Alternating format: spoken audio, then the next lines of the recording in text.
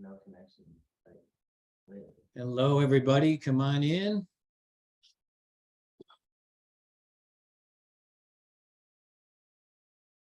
We are very excited to have both you and Sarah here today for the last in our summer learning series. We saved the best for last. No pressure there, Sarah. I bet so- you tell everybody that. No. No, So you're, yeah, you're the last. Who's been to all four? Have you been to all four? Oh, let's double check this. This happened last time. Somehow mark the chat settings got changed, and people couldn't text or couldn't send messages. If you can, tell us where you're from. There we go. Patricia's been to 3 out of 4. Jennifer 3 out of 4. There we go. Perfect. We got that fixed again. Awesome. Irma, all 4. All right. Wonderful. I'm Me expecting to see some folks from Hawaii, right, Sarah? Maybe, yeah. They had- some of them started back today. Wow. This is all right. Well, welcome aboard, Jackal. Hopefully I said your name correctly for your first webinar. Excited to have you. Boy, the chat is moving quickly. Croatia. Wonderful. Love it. Yeah, I'm always amazed. Egypt, wow. I'm always That might be our amazed first. at the range that we Yeah. get. Don't have anybody from Antarctica yet. Have you guys had somebody? We said Antarctica. Have you kind of tracked where everybody's from? Not everybody. I mean, we get a That's listing. I've of looked where into they're it. from, but We had one it's- webinar last year. I think we had 6 of the 7 continents minus Yeah. Antarctica. That's why we can't seem to get them all. But yeah, we get a nice wide variety. Oh, I might someone have to from Yeah. Charlotte. try to I'm get down some in Fort training Mill. out there. Yeah, it's amazing. We get people come from all around any time of whatever time it is, and like we get folks from Australia. Chat was moving so fast I didn't see if there was anybody from Australia, but yeah, we get a pretty good reach. All right. 1 a.m. in South Korea. Andrea is up watching a math webinar. Love it. Where else would you rather That's be? dedication. It That is. It is is. dedication. That's teachers. We love it. We absolutely love it. All right. Well, let's get started, right? Because I'm going to take a couple of minutes of your time, Sarah, but I won't take much. So thank you, everybody, as you join us, as you indicate for us where you're from. We really, really appreciate your attending, and I can tell you that I think today is going to really be a lot of fun. Our presenter, Sarah Schaefer, I'm going to say is amazing. So we'll get through a couple of things before we get started. Just some housekeeping things. So for those of you who are attending today, I think within 48 hours, we will be sending out certificates of attendance. So that question comes up often. So it should be within 48 hours, you'll get an email to the email that you provided in registration with a certificate of attendance. The recording will be posted again within 48 hours on our website. And I encourage you to, if this is your first webinar, take a look. We've got all of our other webinars posted up there. So feel free to view those and scroll through those and take a look, but that'll be posted within 48 hours. We are going to be using the chat for questions. But if you're having like sign-in questions or sign-in issues, select Ryan Doherty or myself. Yes, Tracy, Sarah does rock. Select Ryan or myself from the drop-down menu, so that we'll do our best to get your for some resolution for your issue. And then on new Braining Camp, I don't know if we'll have time to show that, but I will just gonna show you something about it. Just, we won't be using it today, but you'll have that option. Okay, so for attending today, first of all, we thank you, and to show our appreciation, you are going to get a free classroom trial for 60 days. If you've attended one of our other summer webinars, this code won't help you, but we still do appreciate your attending. If you already have a Braining Camp account, this code won't help, because you already have a school account with your school or district or whatever. If you had an account and you let it expire, this code will help. And if you've never had an account, this code will give you access for 60 days. All right. So I'm going to switch here now. So we're going to go to brainingcamp.com. We'll click on redeem, and I'm just going to walk you through a little bit where you'll enter in that this code, the redemption code for a free trial. All right. So you should be seeing my screen. This is our homepage on our website. All right. Up here in the upper right-hand side, you'll see redeem code. Again, if you already have an account, click sign in. If you have let your account expire, click sign in. Okay. So I am going to click redeem code.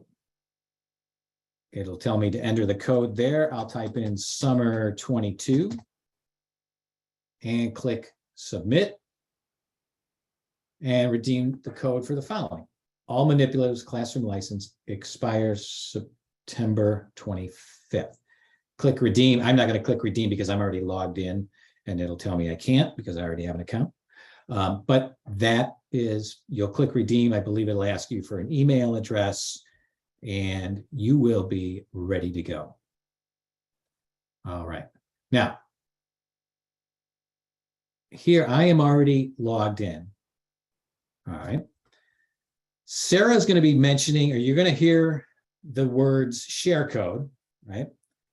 And where to include those share codes. Those codes are going to go up in this box up here.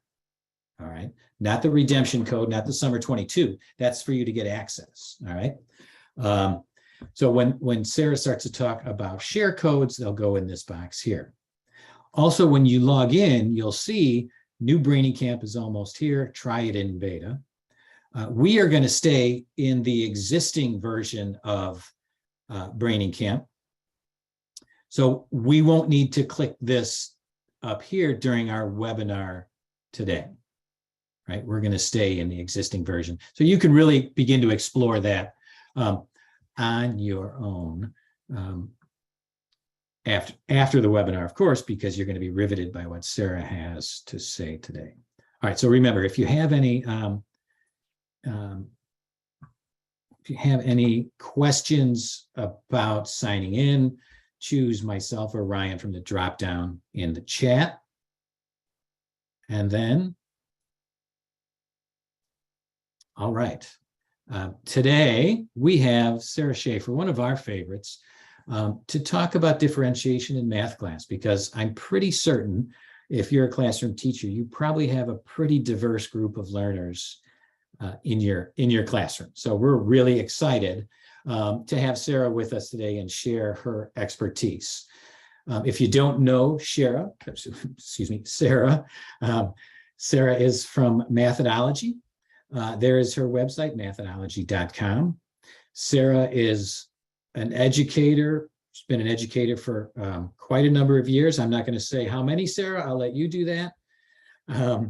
She is a consultant, so she could come into schools, your school, do trainings, do virtual trainings.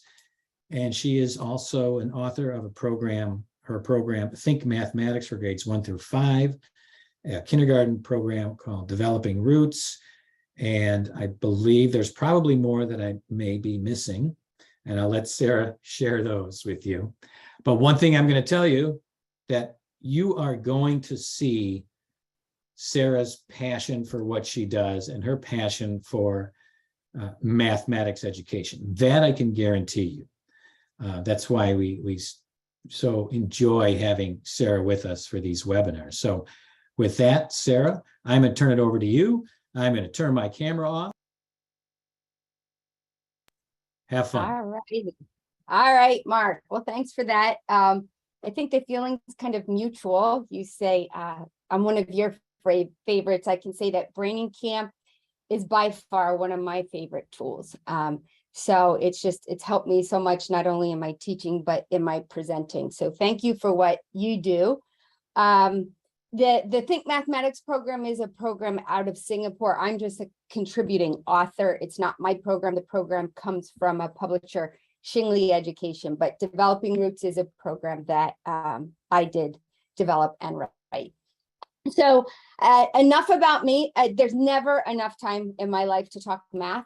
So I'm going to jump in right now. We're going to be interacting both in the chat. We're going to be interacting with the tools that Braining Camp has provided for us.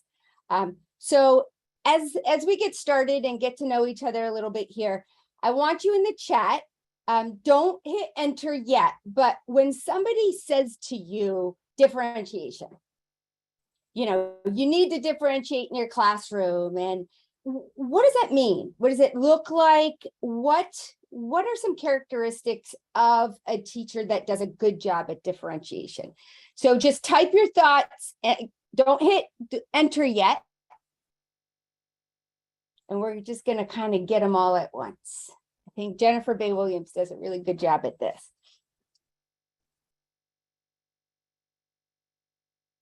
All right, go ahead and enter.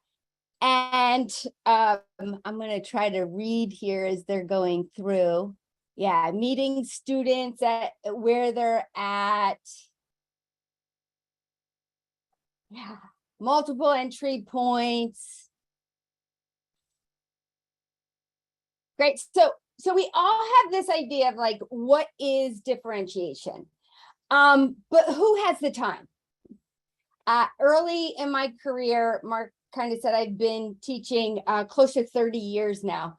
I just didn't have the time. I didn't have the time to make different things for different kids and to meet every kid's needs. And so I've tried a lot of different things. And today my goal is to share with you some things that have worked with me and for me.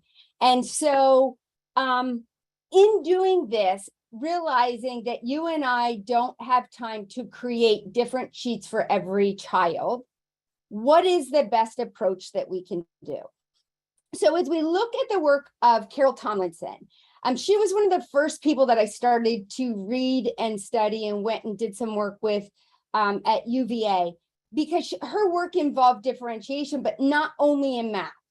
And as I was reading through some of her work, a name Miriam Small came up, and I said, I have to get to know Miriam. And so this book, Great Ways to Differentiate, and I'll put it in the chat a little bit later. Miriam has a bunch of books. She's come on and talked on some of our roundtable discussions. The techniques I'm going to be sharing with you today, many of them come from Miriam's work on differentiation in math class. But as we look at this definition from Tomlinson, we want to think about, there's three things that come to mind or to keep in mind as we're differentiate. And that's the different avenues. So we can do that by different problems. We can offer different process to solve those problems. And then we can look at the products that kids produce, and we can do things differently or our expectations for one child versus another. So these three ideas are going to surface as well. We can differentiate the problem, we could differentiate the process, and we could differentiate the product. We can differentiate more than one of those within a lesson. So keep in mind these two ladies' names, because if you want to go deeper and find out more about differentiation, I really would recommend the work of Miriam Small. All right, so tiered activities is one, and this is something where we're going to differentiate the problem. So I'm entering right now into the chat a share code, and it's Marian, M-A-R-I-A-N. Small. I'd like you to go ahead and enter in that share code and take a moment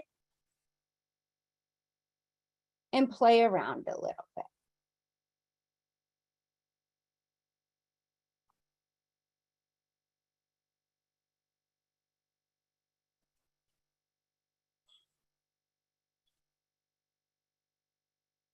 Oh, just go ahead and enter what numbers are missing in this hundreds board. Take your pen at the bottom of the screen and go ahead, and I'll switch screens here.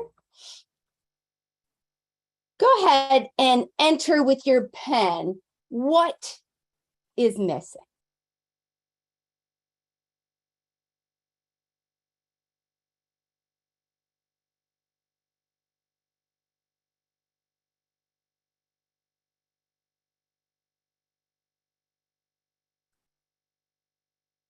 Pretty basic task that we could give. And let's look at, when you get a chance, maybe enter, I just put in a new code in there.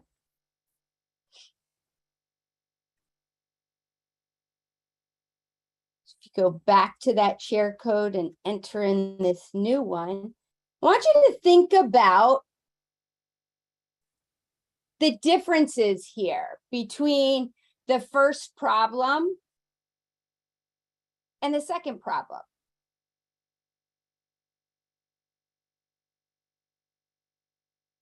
And if you're not on Braining Camp, you can see my screen here. You know, that first problem had a blank 20 board. You know, I've wiped out some of that. Now the second one I've put here, it has some clues.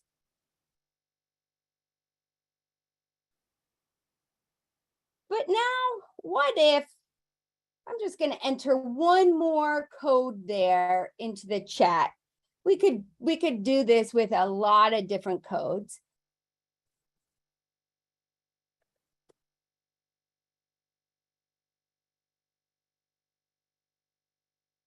But now take a moment and look at this one.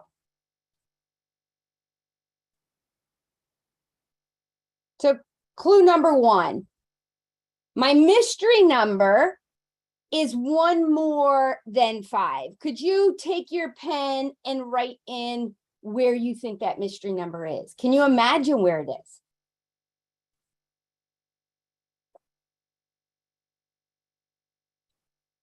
And then clue number 2, my next mystery number is 2 less than 5. How are you going to identify?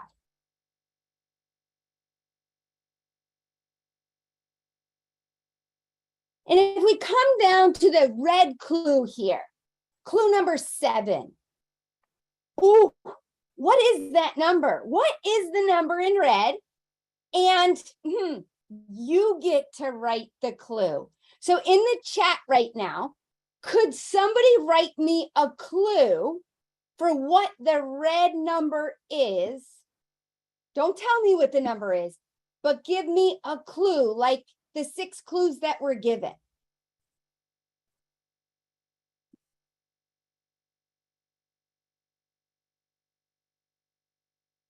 Yeah, you're seeing some great stuff come across in the chat.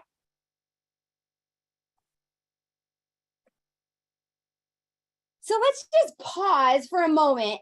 I have differentiated. We all were working on the 20s board, 1 to 20. This is the way we start the year with first grade with second grade, kindergarten, first grade, we're working kind of that counting sequence, verbal counting. We could differentiate the problem that we give students. And so when we offer opportunities to differentiate just a simple task, we're meeting the needs of all our students. And I want to show you what that might look like in a classroom. So to recap what just happened here, we could give a blank hundreds board. We could give a hundreds board with some numbers missing, a lot of numbers missing, or just a few numbers missing. Or maybe we give clues to figure out those missing numbers. Or maybe a path that is missing segments or doesn't already go to 5. And so in this picture, this is what I think of when I think of differentiation. You know, in the top corner here, we have a little girl that's just matching numbers 1 to 10, numeral recognition. Right below her, we have a child that is working here with a hundreds board to 100, and he skipped counting. We have some children, if you can see right behind him, there's a little girl with that part of hers that is wiped out, or kind of like our blue in ours. We have a child that has a hundreds board. And last, we have a student that's filling in missing numbers without all of them. So when we're looking at problems, one thing to think about is, how can I get engagement from all of my students with the same task? And Tomlinson refers to that as a tiered test, taking a basic task, counting to 20 on a number board or a hundreds board, and then how can I change it so that, as Lev Vygotsky talks about the zone of proximal development, where is it just a little bit higher, the task, than what I'm able to do, and maybe get some help with it. Another gentleman that I do some work with, and I love this graphic in his book, Peter Lildehall. And Peter talks about, let's take a minute and look at this graph. All right, so the x-axis here, that horizontal axis says ability. So at the intersection of ability and challenge, when your ability is just starting, you want to have enough challenge. But as the challenge stays consistent, soon your ability is going to get to a point where you can solve it. So you've got to raise the challenge. And then once you raise the challenge, the ability kind of stays still until you get some time on it. And then you've got to keep raising. Because if you don't, if you look at the sides here, we run into a scenario where kids are either going to go from patience to boredom, or they're gonna think they're persevering, and then it's just gonna become frustrating. So as we're designing these tasks, these differentiated problems, you want to keep in mind, if my little friend up here, I love this image of him. He was thinking, and he said, I love hard work. And you could just see that thought process going on. He right now is challenged, not to the point of frustration, but he's in his zone of proximal development. It's not too easy. It's not too hard. It's kind of just right, like those 3 little bears. So in looking at the problems, like the one we had with the hundreds board, you can offer the same idea, but just change what you're doing with the problem to meet the needs of the kids in front of you. But sometimes as teachers, we look at problems like this one. We're going to do a few different grade levels. And let's just enter into the chat. First grade, April, maybe March. If you're not a first grade teacher, think like you are first grade teachers. Your kids have been in school a while. They get this problem. You look at it, think of that zone of proximal development. Think of this chart by Peter. is this task going to meet the needs of all your students? What do you think? Just in the chat, yes, no, not sure.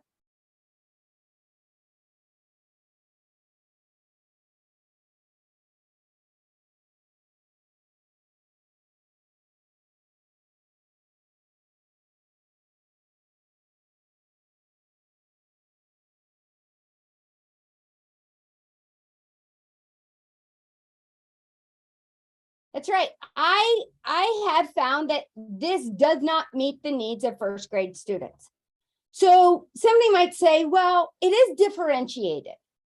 So tell me, or take a minute and think, why would somebody say this task, the way it's given, could be considered differentiated?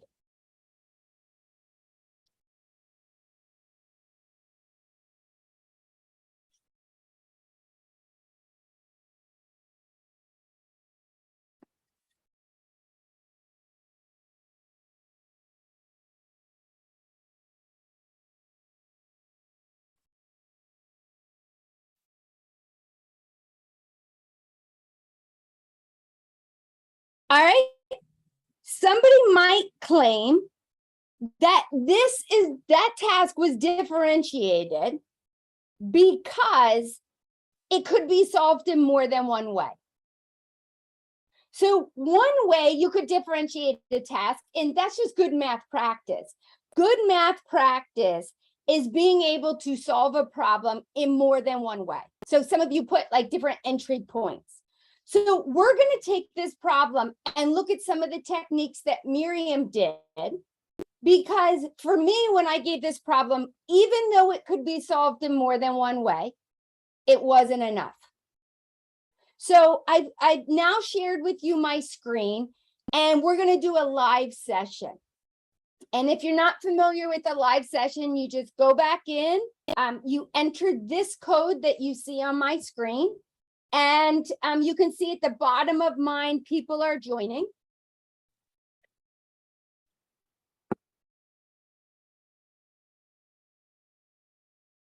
And I'd like you to take a moment, use the base 10 blocks, and have a go at it.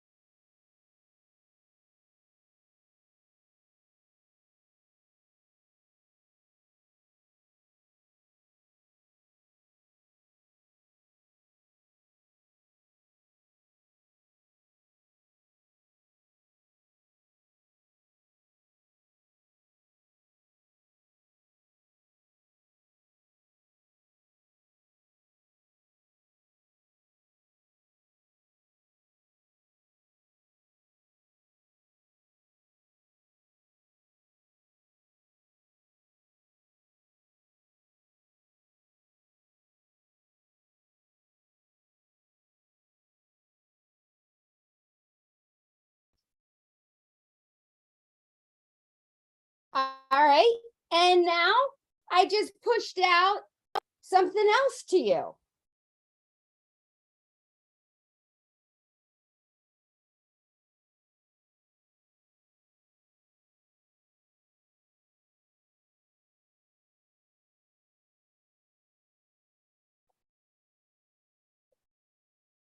So when we think about differentiation here, and we talk about same problem, I haven't changed the problem now. The problem was 25 plus 3, but I changed the process that you use to solve it. So some people, when we had the base 10 blocks, you had your 2 10s and your 5 1s, and you added tens with tens, and ones with ones.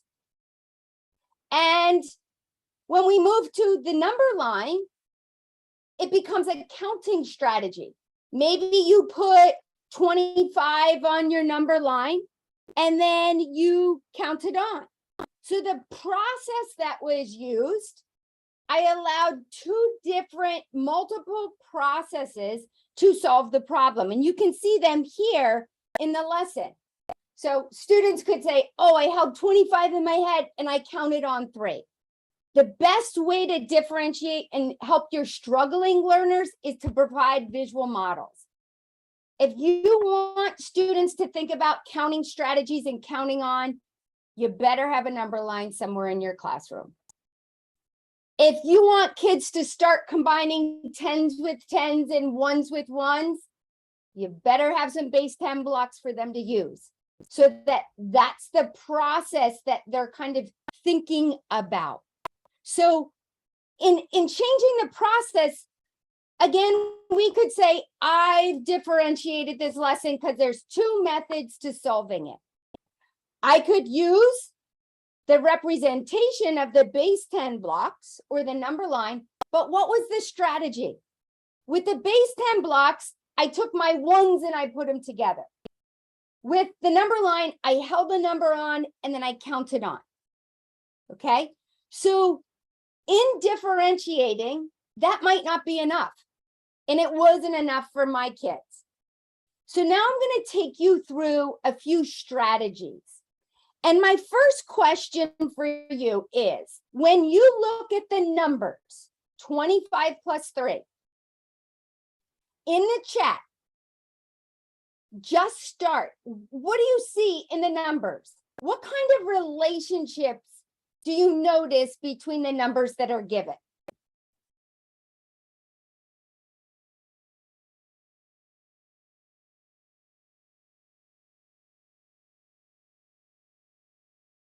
Just look at the 2, the 5, the 3. What's a relationship between 2, 5, and 3? Oh, they're all prime numbers. There's 2 odd numbers. Yeah, there's 1 that's in talking tens, 2 that are talking ones.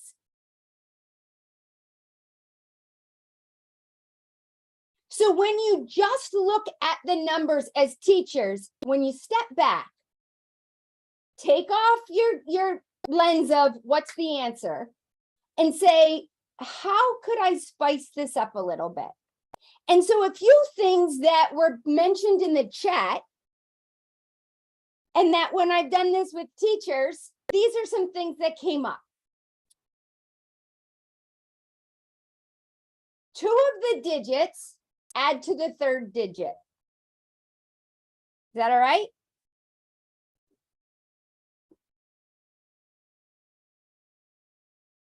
Two are odd digits, one's even. All of the digits are 5 or less.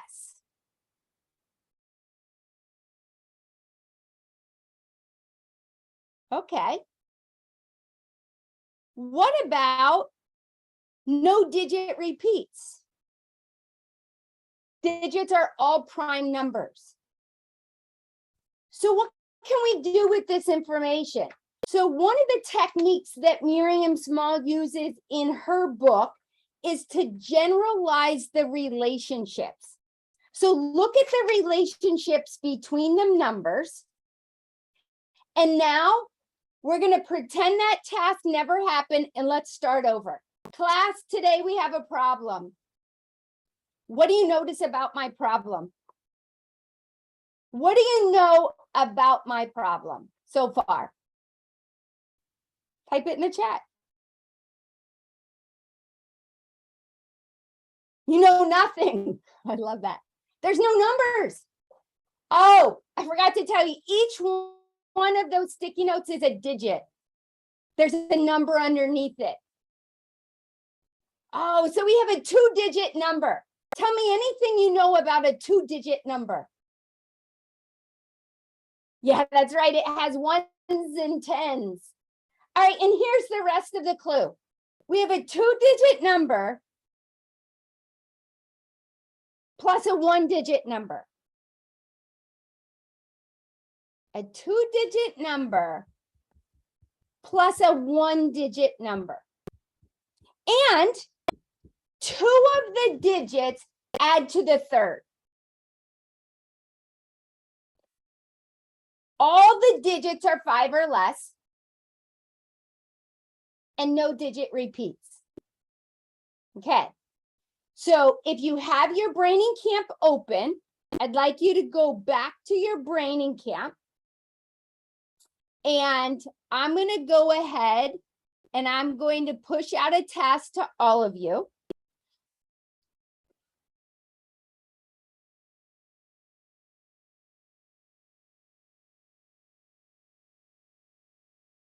And now I'd like you to play a little bit with this task.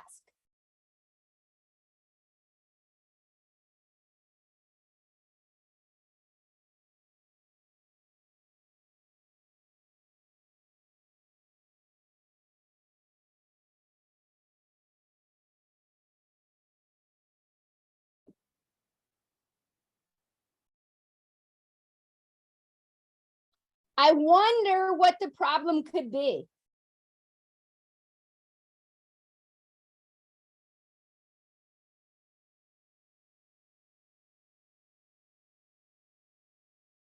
Is that the only problem it could be? And I forgot to tell you, as always in class, how would you say it with words?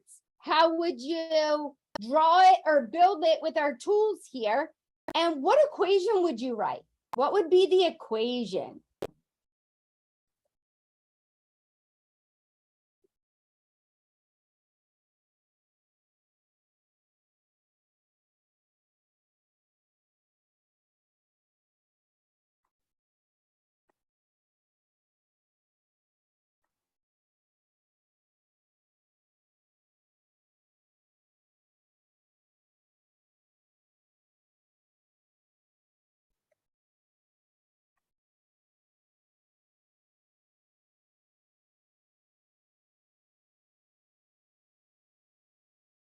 And if you're at home and you're not on a braining camp, think if you were just in class doing this.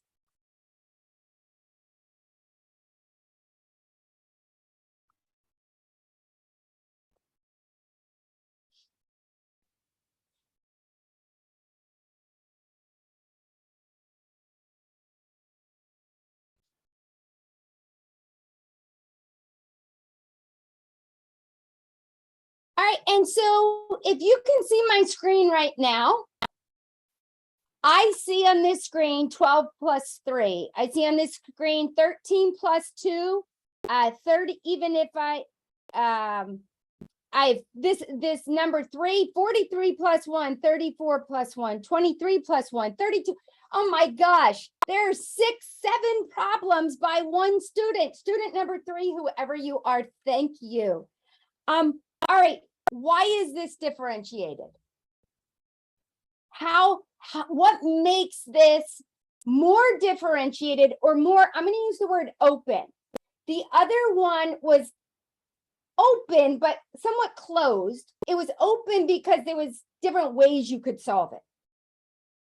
But compare and contrast the first problem you did with the base 10 blocks in the number line versus this task.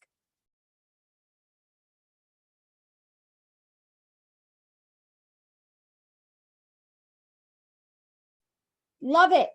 Yes. Do you think you're going to get a bored student? No. And because I'm going to challenge them, are you sure you've gotten every possibility? How could you prove it? Right? So just by looking at the numbers, and I could have said to that child, oh, what if I erased some of the clues, and then I said, the digits are all prime numbers. Now the kid has to figure out what the heck's a prime number in first grade, and then they've got to go do it. So the first technique I shared with you right there, is called generalizing the numbers. Look at the numbers in the problem. Look at the numbers in the problem and then say to yourself, step back, because again, we don't have time. Remember, time is something we don't have. So don't try to go find other worksheets. Don't try to go put all different things that they can choose from, choice boards. I don't have time to manage that. Just look at one problem, open it up a little by looking for relationships. All right, let's look at technique number 2.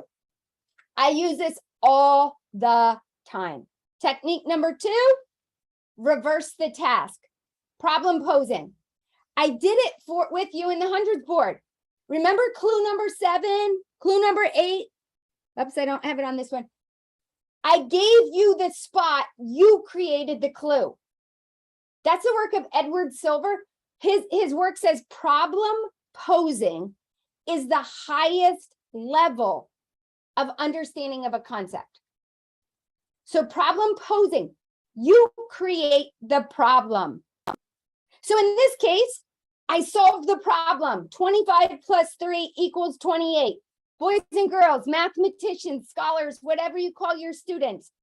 Today, here's our problem. Show them this. Turn and talk to each other. What is our problem about? Oh, we've got a 2-digit number and a 1-digit number. Great.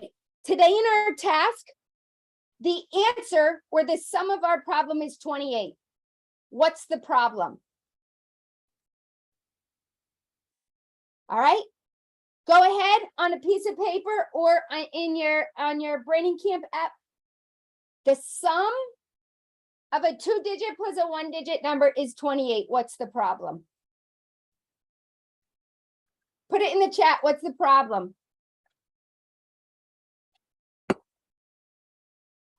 Nobody can repeat. Let's see if we can get all of them. 24 plus 4. Oh, somebody put a minus sign there. In our problem today, we're working on addition, but that's great. I love that you're bringing in subtraction.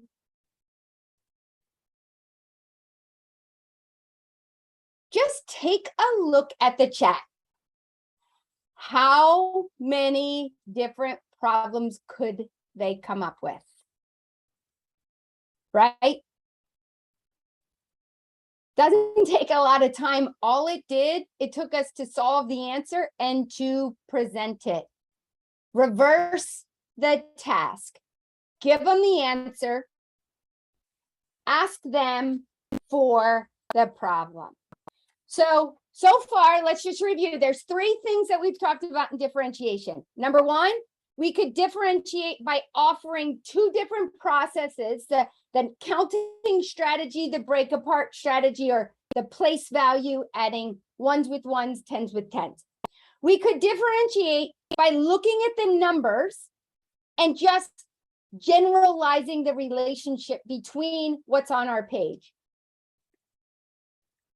We could reverse the task. We could give them the answer. Now you've got to figure out the problem.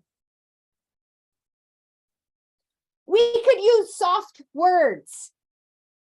Soft words. Now you're going to practice again. Here we go.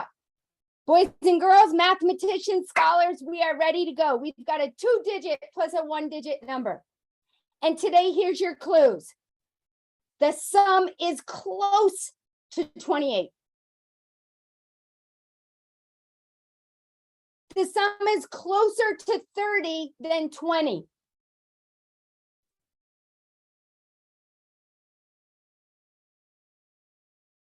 Could you give me a problem that it could be? And by the way, how would you solve it? Would you use the counting on strategy? Would you use the break apart strategy? What's the best strategy, do you think, for your problem? All right, so I want to get to how this might look in a 4th grade classroom, in older grades. So we're going to practice right now some of those techniques. Because when I'm in a 4th grade classroom, this comes from the Think Mathematics book here, there's 4/5 of a pie and 3/5 of a pie that are the same size, that's important. How many pies together? All right. My fourth graders, if they truly understand fractions, if they can add 4 marbles and 3 marbles and tell me it's 7 marbles, 4/5 plus 3/5 is not going to be too difficult. The difficulty might come in renaming the improper or the fraction greater than 1 into a mixed number. But I want you to practice now the techniques. You see these numbers. Let's generalize the numbers in here. What do you notice about the relationship between the numbers given? Put it in the chat. Anything you notice about the numbers? Oh, by the way, our problem has, so we could give them a clue. They have the same denominator.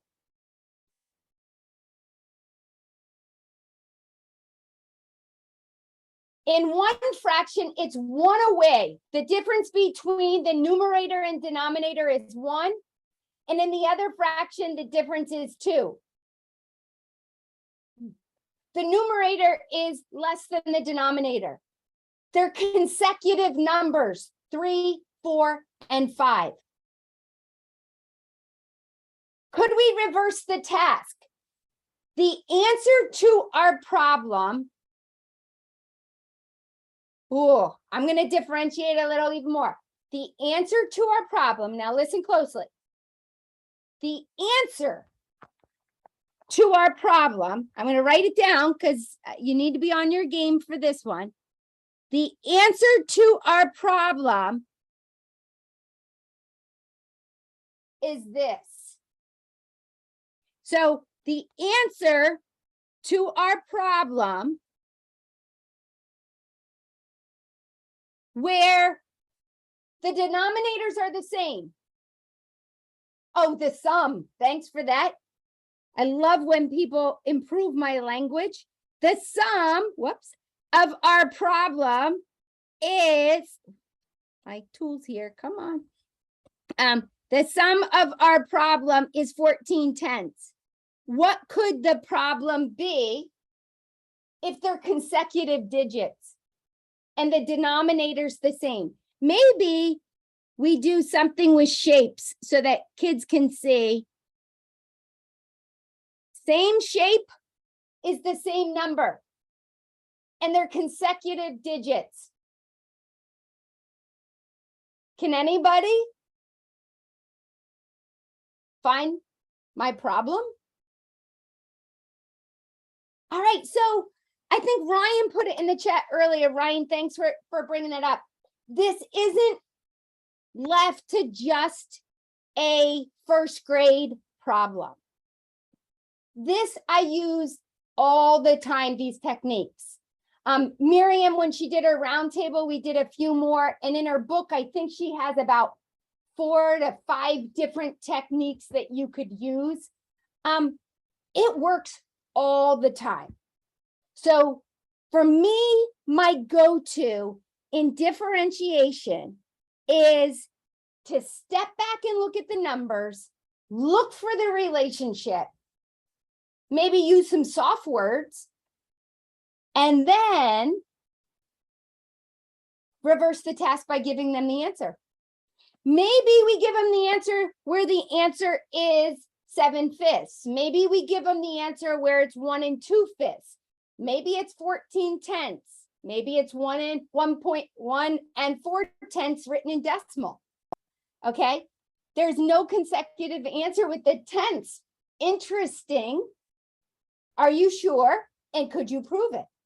All right, so today we talked about just a few. I mean, an hour's never enough time to 1, talk math and 2, talk differentiation. I mean, this is like, we work with this sometimes in schools for the entire year. How do you work with and move kids from where they are to where they need to be? The last thing I want to talk about here, because we've hit on process and problem. And I want to look a little bit at some of the tasks, but also some of the products that we get. So when I look at a task, I have to look at it and say, I love the task as is, it's open, or I need to do some work with it. So in your opinion, looking at this task, open or closed, or somewhat open?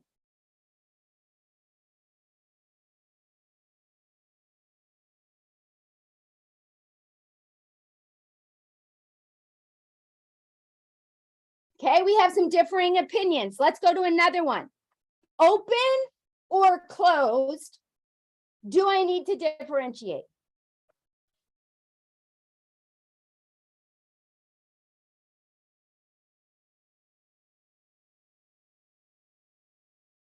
That's right, open. I'm not even worrying about differentiation today. The task does a good job. Open or closed? A baker bakes 10 cakes. She sells this many in the morning, this many in the afternoon. What questions could you ask? Right? Oh, we forgot the problem. What questions could you ask? And then what equation would you write for that question? One student might just say, how many did they sell altogether? One question might be, what's the difference? One question would be, what amount would she have to either change from morning to afternoon to sell the same amount? So just by removing the question, you can also differentiate. All right. All right. Product. Look at this. This was a second grade group. I was in this classroom. Student on the left. We were working on what does multiplication mean? The problem was 4 times 3. This little girl, all I'm working on with her is to form arrays and to understand what each factor or number in the multiplication sentence represents to give me that story. Student underneath, the product that she has given me is, I know she's at skip counting. I want to advance. I'm going to meet her where she's at, repeated addition, and I'm thinking, how am I going to move this child? Well, guess what I had her do? I had her come over and talk to this child. This child was saying, well, I know 4 times 4, and I can use that to help me figure out 8 times 4. So she's using a different strategy to solve multiplication problems than my other child. And this child's still drawing pictures, fine. But at some point, the picture's got to go. So the product that we receive is going to help dictate on my next steps with each one of these kids.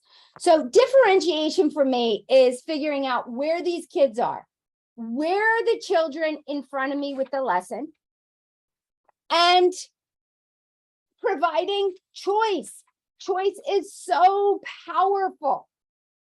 You get to choose a method. You get to choose a strategy. So here you can see in our journaling that we do, if you've read any of Jennifer's work, she talks about cognitive levels.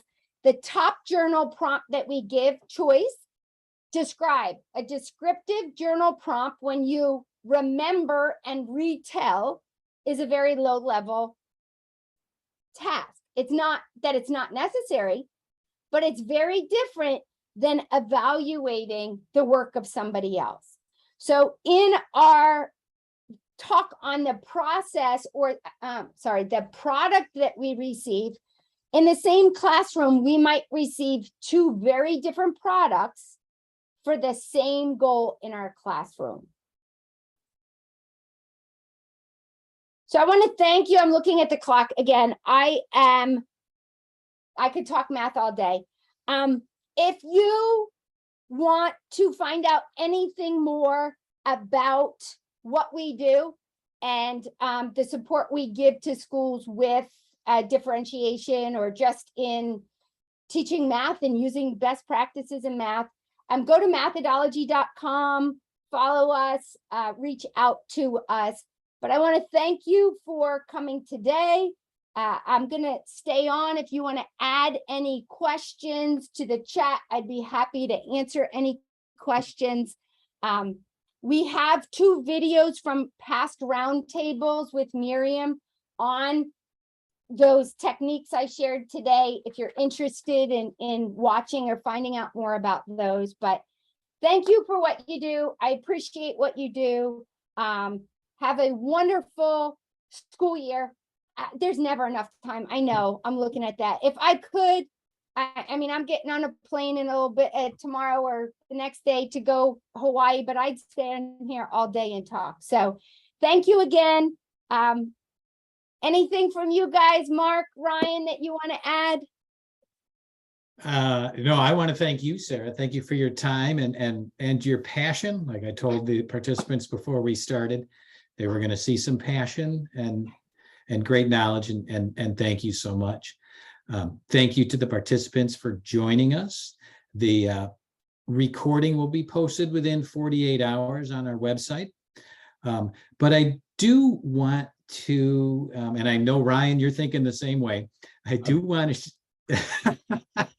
I do want to share something. You can see my screen regarding this task that Sarah went through and created on our current 100 board. And I'm sure it took a little bit of time for her to get just a 1 through 20 100 board. So I'm going to go back to, this is what you now have access to. This is the existing Braining Camp version, right? And I'm going to click here to take us to the beta site, because I want you to see some of the improvements that we've made. Now, this orange banner up here, it tells me that I'm in beta. We're looking for feedback. So if you go in here, if you want to go back to the previous version, you can go back. If you want to give us some feedback, you can click here, but there's also a way to give us feedback within the application. But I want to come back to this 1 through 20 board that Sarah created. I'm going to go to the new 100 board. Probably right away, you'll see there's a little bit of difference in terms of the colors and so forth. Looks a little more friendly. It's more modern colors. But I want to come back to Sarah's creation on our old 100 board to 1 through 20. One of the things in the new Braining Camp, I can click on this 100 board. Now I can adjust it, and I can bring this up. Oh my gosh. And I can make a 1 through Love 20. If I click here, I can take all the numbers away or hide all the numbers, right? Or I can randomize it. I'm going to move this over. I can copy it.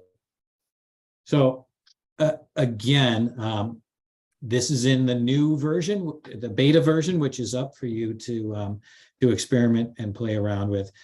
If this is your first Braining Camp webinar, we're always looking, we're always making improvements. We don't sit still very long. So get into the beta, get in there, play around. I imagine Ryan already has some share codes made, if I know Ryan. I don't, I do, but I'm not gonna share. Well, what's funny, Mark, was that was the exact same thing I was going to show, is that we can do that 20. So it was perfect. The one thing I do want to say about the beta, though, is please definitely get in there, give us your feedback. Currently, the plan is that this will be the new version of Braining Camp before the end of August. So this will be the version that your kids are going to be using. So as you notice, that there's a lot of similarities between the current version and the one that we're going to, but we know it's not 100% perfect, right? And we want your feedback so we can make it 100% perfect or close to it. So, you know, I tell people all the time, Braining Camp is built on the recommendations of teachers. One of the things I would have shown, Mark, too, would have been that teachers have always asked, I would love to put a number line out there. And now you have the ability to put a number line out on every page. And so, yes, previous share codes will adapt to the new version. They've created a computer program that translates it from our current version to our new one. We're due before school year starts. Yep. Yep, if you have your trial and we switch over, you get the new stuff. Yep. You get all the resources that are posted on our website as well, the recordings of the webinars, the tasks. So, most of us at Brainy Camp are former teachers, so we are here to help. We want to provide you with resources that you need and provide you with expertise such as Sarah and some of our other webinar presenters. So we thank both Sarah, we thank all of you for participating and taking the time today. So with that, I will thank Sarah one more time. Thank everybody. Thank you, guys. And, Thanks again for everybody everything. everybody have a great day. All righty. All right. Bye now. See you later.